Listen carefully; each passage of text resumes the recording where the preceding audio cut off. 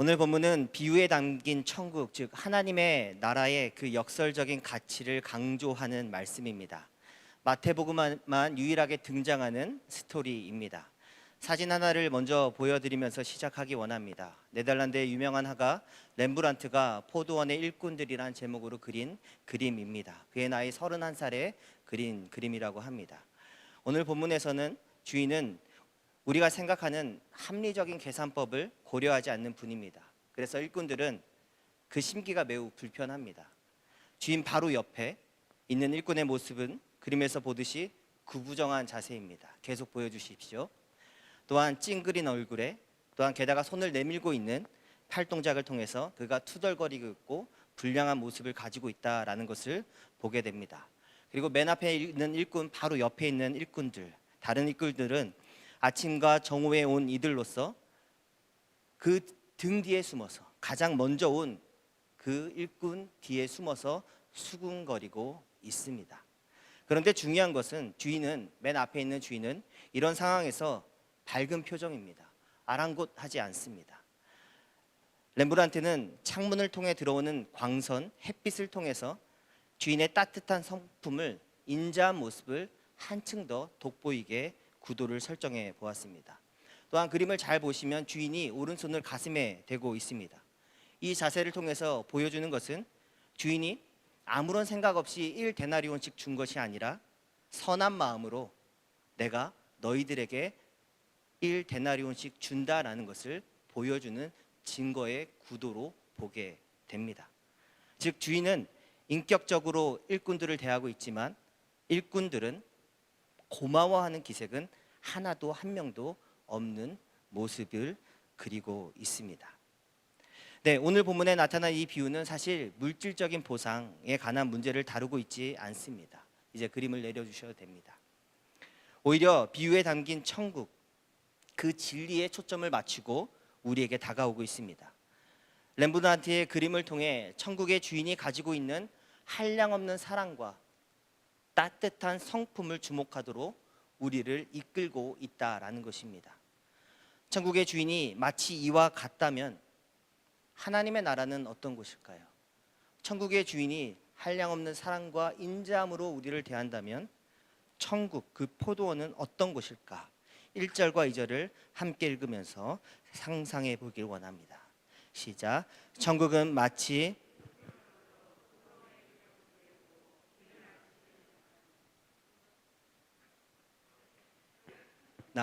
나가다가 말았어요.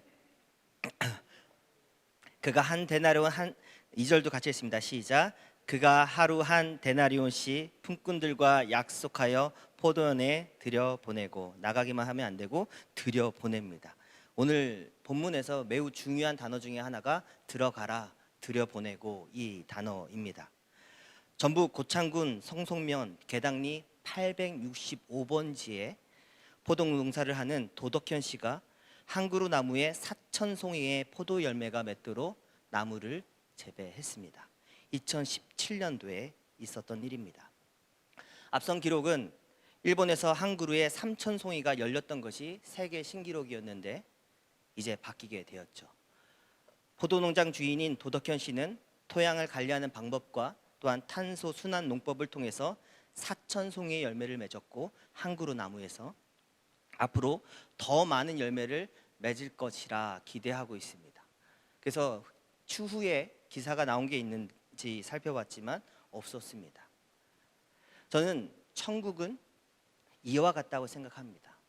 포도원 농장의 선함과 사랑의 풍성함처럼 포도원 그 농장도 풍성해서 가보고 싶고 그 향과 햇살과 열매가 가득한 그곳을 방문하고 싶어서 사람들이 들어가고 싶은 곳이라고 생각합니다.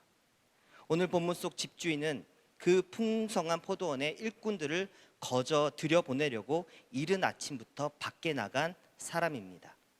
일꾼들이 이른 아침부터 나가 있는 것이 포인트가 성경이 아닙니다. 집주인이 이른 아침부터 일꾼들을 찾기 위해서 이른 아침부터 나가 있다는 것이 오늘 본문이 하고 싶은 핵심 포인트입니다. 천국은 마치 이와 같다는 것입니다. 포도원 주인의 행동을 보시기 바랍니다.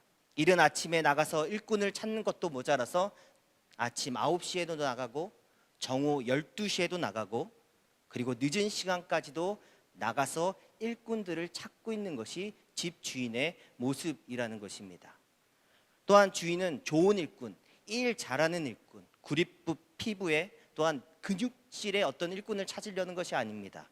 오히려 성경은 그들이 할 일이 없어서 놀고 있는 자들을 찾아서 들여보내려는 주인이라고 말씀하고 있습니다.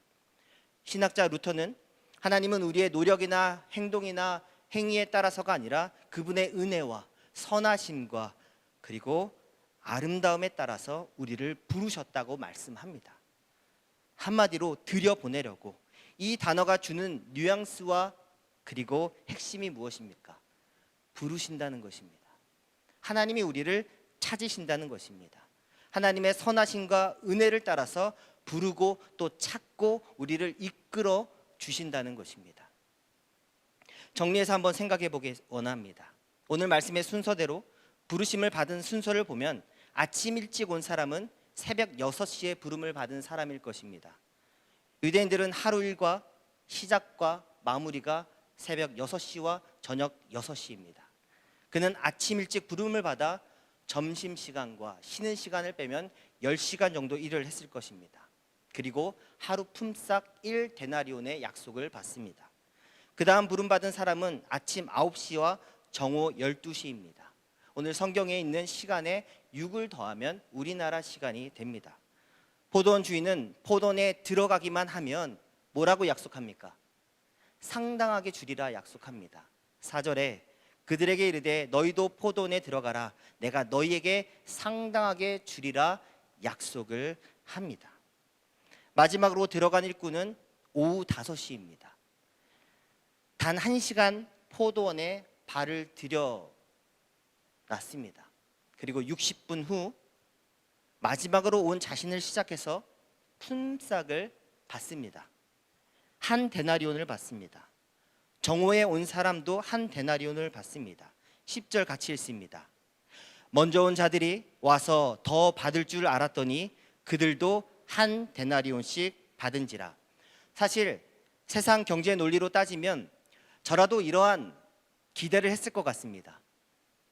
오전 9시에 온 사람도 그렇고 마지막 새벽 일찍 온 사람도 앞에 사람이 늦게 온 사람이 한 데나리온을 받는 걸 보고 기대하는 마음을 저라도 가졌을 것 같습니다.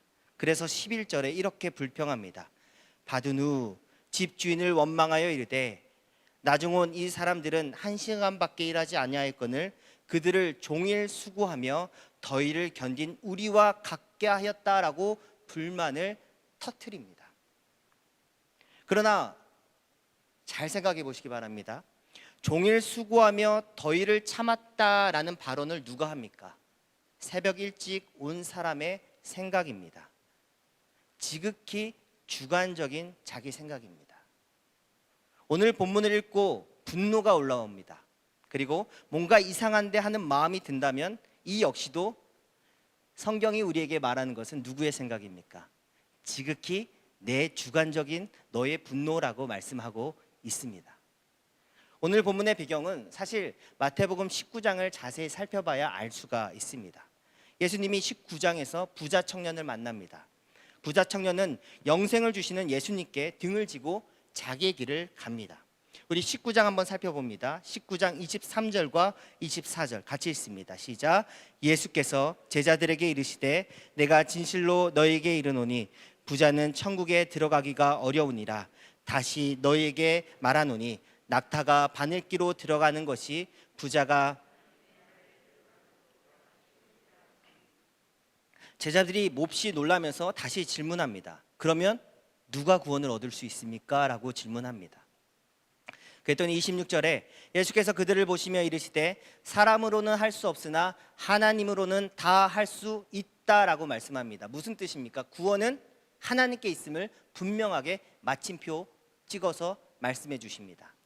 부자 청년은 분명 사람으로서 자신이 십계명을 다 지켰다 소신 있게 당당하게 말합니다. 사실 사도 바울도 자기가 율법으로는 흠이 없는 자라고 말합니다.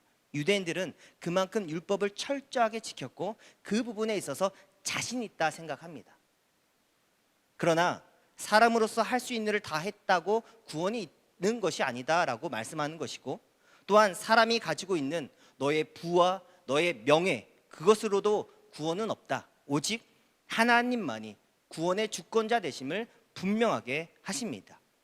이와 같이 분명하게 예수님이 말씀하셨음에도 불구하고 지극히 주관적인 베드로의 생각을 들어보시기 바랍니다. 27절에 이에 베드로가 대답하여 이르되 보소서, 우리가 모든 것을 버리고 주를 따랐사온데 그런즉 우리가 무엇을 얻으리이까? 27절 굉장히 중요한 베드로의 질문이고 자기의 지극히 주관적인 생각입니다. 정확하게 말씀드리자면 베드로의 이 질문 때문에 포도원 품꾼 비유가 시작된 겁니다. 지금 베드로의 기대와 일꾼들의 기대가 동일합니다. 우리가 무엇을 얻겠습니까? 종일 수고하며 더위를 참은 우리가 무엇을 얻겠습니까? 여기 모인 우리 12제자로 말할 것 같으면 가장 이른 아침부터 주를 따랐습니다. 주님, 보소서, 우리가 모든 것을 버리고 주를 따르고 있습니다. 그런즉 우리가 무엇을 얻겠습니까? 우리야말로 주님의 첫 번째 제자들입니다. 잊지 마십시오. 이 기대와 소망을 가지고 베드로가 당당하게 예수님께 요구하고 있는 것입니다. 그러나 예수님의 대답 30절, 19장 30절, 그러나 먼저 된 자로서 나중되고 나중된 자로서 먼저 될 자가 많다라고 분명하게 말씀하는 겁니다. 이것이 배경입니다. 그리고 성도 여러분들도 또한 저도 지금 부자 청년에 대해서는 싹 잊고 있습니다. 왜죠? 그는 구원을 받지 못할 자라 우리 스스로 다 생각하고 판단을 내렸기 때문입니다. 부자는 이미 떠났습니다. 그는 글렀고 글렀다라고 판단을 내립니다.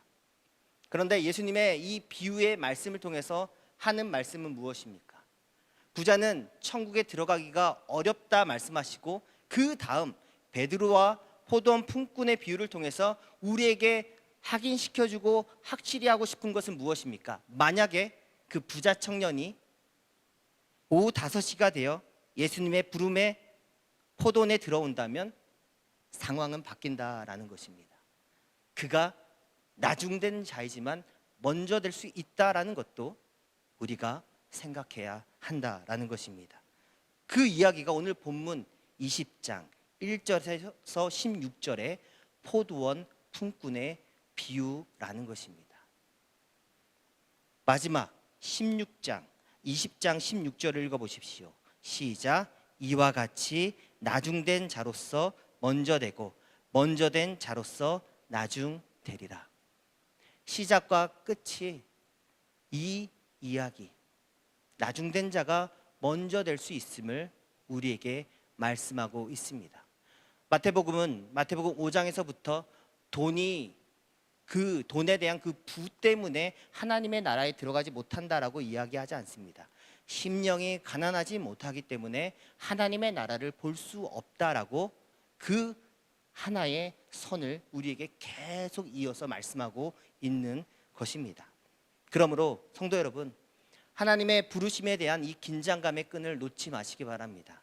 구원은 주께 있다는 이 확실한 메시지 앞에 제자들을 세우셨고 또한 우리들을 세우신다는 것도 절대 잊지 마시기 바랍니다. 그러므로 포도원 주인이 말하는 한 데나리온이 가지는 의미와 또한 상당하게 주리라는 그 의미와 뜻을 확실하게 우리가 매듭 짓고 한번 짚고 넘어가기 원합니다. 4절에 상당하게 주리라. 이 상당한에 해당하는 단어는 디카이온입니다. 옳다, 공정하다라는 뜻입니다. 이 단어는 신약에서 매우 중요한 단어입니다. 이 단어에서 디카이오스라는 의롭다, 의롭게 하다라는 기본 뿌리가 되는 단어입니다. 우리가 예를 들어서 말씀을 한 서너 군데 찾아보기 원합니다. 로마서 4장 5절 말씀입니다. 오늘 본문과 매우 밀접한 관련이 있는 말씀 중에 하나입니다. 로마서 4장 5절 같이 읽습니다. 시작. 이를 아니할지라도 경건하지 아니한 자를 의롭다 하시는 이를 믿는 자에게는 그의 믿음을 의로 여기시고. 들어온 지 60분이 되어서 어떠한 일을 했겠습니까? 그러나 이를 아니할지라도 내가 너에게 의롭게 하리라, 상당하게 하리라는 값을 주십니다. 또한 로마서 3장 24절을 같이 읽기 원합니다. 시작. 그리스도 예수 안에 있는 속량으로 말미암아 하나님의 은혜로 값없이 의롭다 하심을 얻은 자 되었느니라. 하나님의 은혜로 값없이 의롭다 하심을 얻는 그 값이 상당한 우리에게 주어지는 값입니다. 로마서 8장 33절과 34절입니다. 시작. 누가 능히 하나님께서 택하신 자를 고발하리요? 의롭다 하시는 이는 하나님이시니 누가 정죄하리요?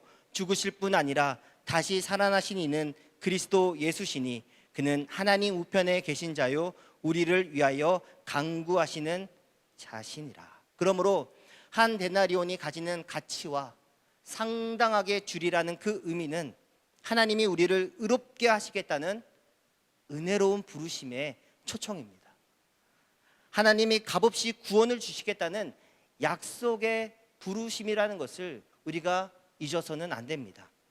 디카이오스, 라이처스네스, 칭이라는 단어는 그래서 항상 하나님의 부르심, 그리스도 예수님이 값없이 주시는 구원, 그 선물과 함께 우리에게, 성경이 우리에게 말씀하고 있는 것입니다.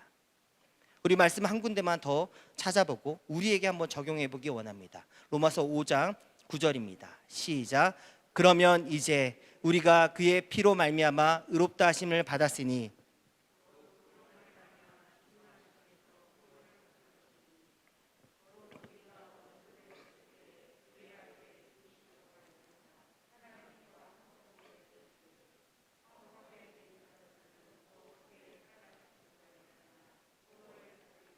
제가 한 번 더 읽겠습니다. 한번 눈으로 따라오시기 바랍니다. 그러면 이제 우리가 그의 피로 말미암아 의롭다 하심을 받았으니 더욱 그로 말미암아 진노하심에서 구원을 받을 것이니 곧 우리가 원수 되었을 때 그의 아들의 죽으심으로 말미암아 하나님과 화목하게 되었은즉 화목하게 된 자로서 더욱 그의 살아나심으로 말미암아 구원을 받을 것이다 말씀하고 있습니다.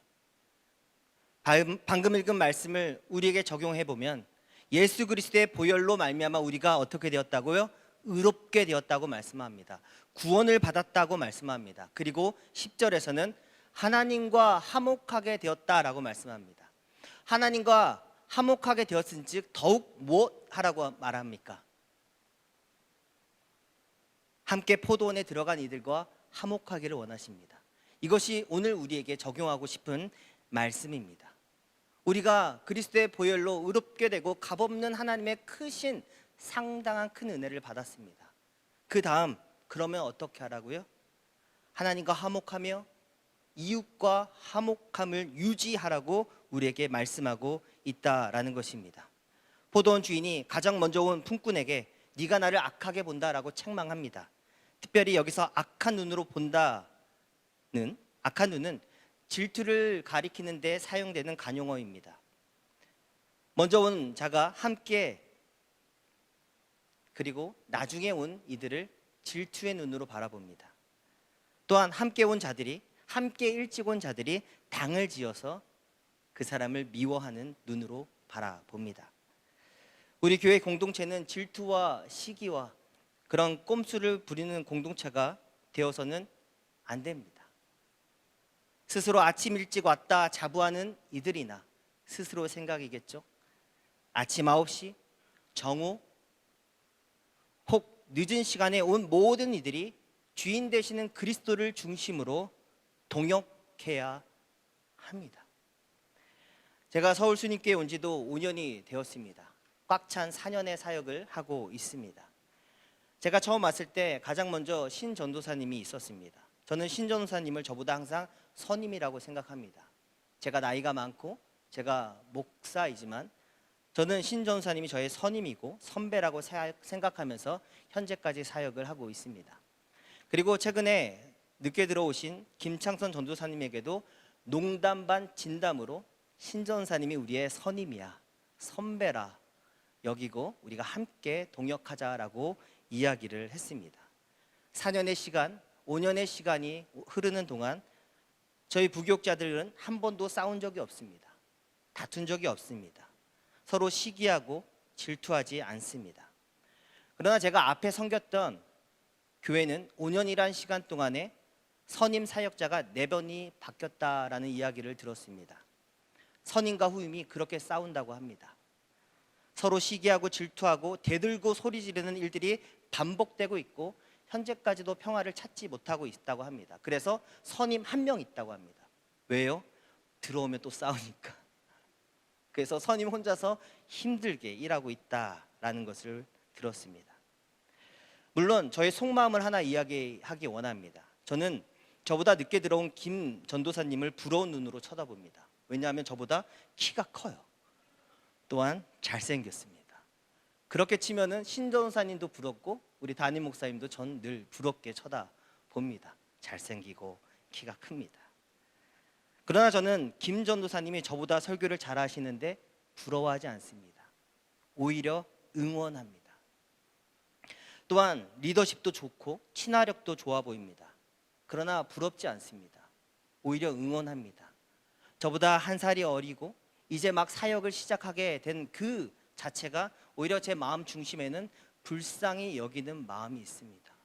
정말 도와주고 싶은 마음이 있고 어떻게 하면 이 사역의 길을 함께 잘 나갈 수 있는지, 또한 저보다 훨씬 잘 되어서 후에는 나를 이끌어줬으면 좋겠다라는 생각도 합니다. 한번 생각해 보시기 바랍니다. 3명의 사역자가 1층에서 서로 사이가 안 좋아요. 서로 싸워요. 그러면 서울 상일로교회죠. 상일로교회 어떤 기운이 감돌 것 같습니까? 평화의 기운이요? 아니요. 여기가 지옥입니다. 여기가 전혀 좋은 기운이 도는 곳이 아닙니다. 1층에서 2층에서 3층으로 올라오는 이 기운이 평화와 안정감이 아니라 서로 미워하고 질투하고 시기하는 기운이 감돌게 된다라는 것입니다. 그러므로 성도 여러분, 우리는 우리가 생각하는 것보다 훨씬 더 율법 아래 있는 사람입니다. 그런데 하나님의 말씀을 깨닫고 예배를 통해서 나 자신이 하나님의 은혜 아래 더 들어가기를 소망하고 기도할 때 주께서 우리를 들여보내 주시고 초대해 주신다라는 것입니다.